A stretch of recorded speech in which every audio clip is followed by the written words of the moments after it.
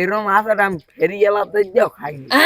ওরে ভাই দেখছেন সাব্বির বলে ফেরি এলাতে দিয়ে এরম আসাটা খায়নি। এবারে দোস্ত চাইলতে বানানি তো খাইছি, চাইলতে আর আচার তো খাই নাই। তো লো পানি সদল বেদ লই যে সদল ভাই আচার খাওয়াইবেন লো।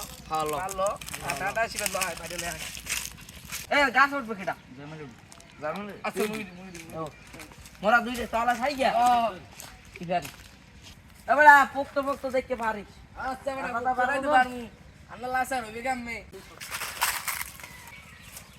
মোদার দে এবারে পাকা মারিস না মাথা মারিস পারবে আইনি যাই নিছে খাইছি না খাইতে তবে শিবে তবে না না লে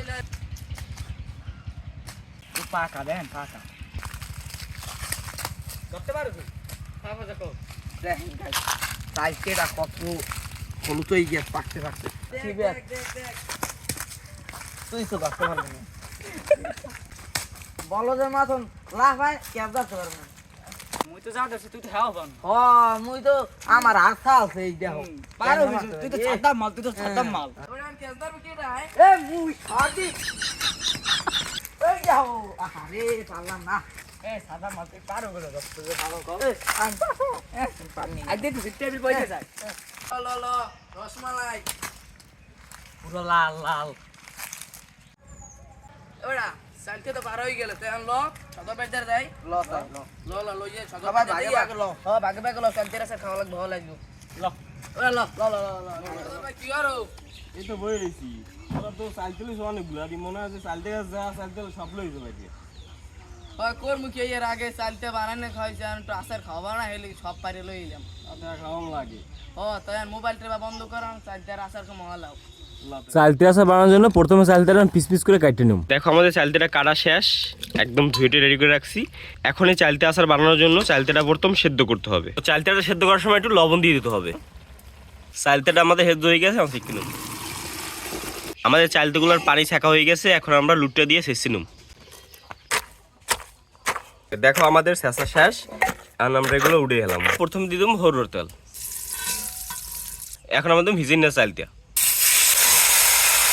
এখন দিয়ে দেবো চিনি, মরিচের গুঁড়া, এখন দিয়ে দেবো হলুদ। হলুদ আমরা হিজনের সময় দিয়ে নিয়ে এই লেগে আমরা এখন দিয়ে দিলাম লবণ। তারা সারা দিয়ে নেবো। চালতেটা অনেকক্ষণ ধরে লাইটে সেরে কষা এলাইছে। এখন দিয়ে দেবো মরিচের গুঁড়া, এইবার দেবো ধনিয়ার গুঁড়া। ধনিয়ার গুঁড়া মরিচের গুঁড়ো দিয়ে আমরা আরও কিছুক্ষণ কষা নিয়েছিলাম। এখন দিয়ে দেবো পাঁচফোড়ন। এখন দিয়ে দেবো আমরা ভিনেগার।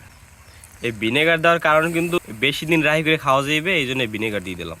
এখন লাড়াচাড়া দিয়া পাঁচফোড়নের সাথে মিক্স করে নেব। এখন হয়ে গেছে তোমার আচার বানানি নে। তোমাদের কার কার খাইতে মন চাইতেছে তরতরি কমেন্ট বক্সে জানাও। ও হো জাস্ট দেখো কি লোভনীয় লাগতেছে। আচার কিন্তু হয়ে গেছে, আর উঠেই খাওয়া শুরু করে দিলাম। আম্মা আচার উঠে গেল তাহলে। এবারে আচার তো হয়ে গেছে। ওলে লইয়া ভাই তার তো আচার গন্ধে কাম হয়ে গেছে এগুলো হইয়া। ও হো ভাই ভাই এবারে তো এত মজার একটা আচার লই বই রইছি কা দেও না নাকি তো হল দেও না আপা তো আগে ও লুজে পরে হ্যাঁ না দেয় না চালু রাত পাতা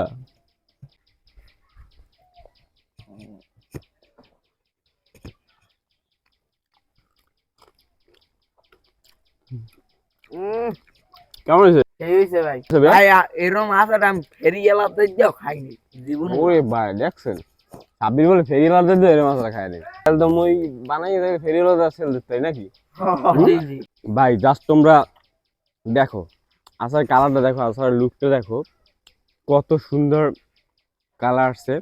ঠিক আছে, এবং এদের টেস্ট ভাই জাস্ট 10-এ 10। তোমরা আমার যারা ভিডিও দেখতেছো, তোমাদের যদি এই আচারটা আমি খাওয়াতে পারতাম তাইলে বুঝতা এটা আসলে কতটা মজা হয়েছে। যাই হোক, আজকে ভিডিও বন্ধুই ভালো লাগলো, বেশি like comment and share and follow দিয়ে পাশে থাকবে। টাটা সবাইকে।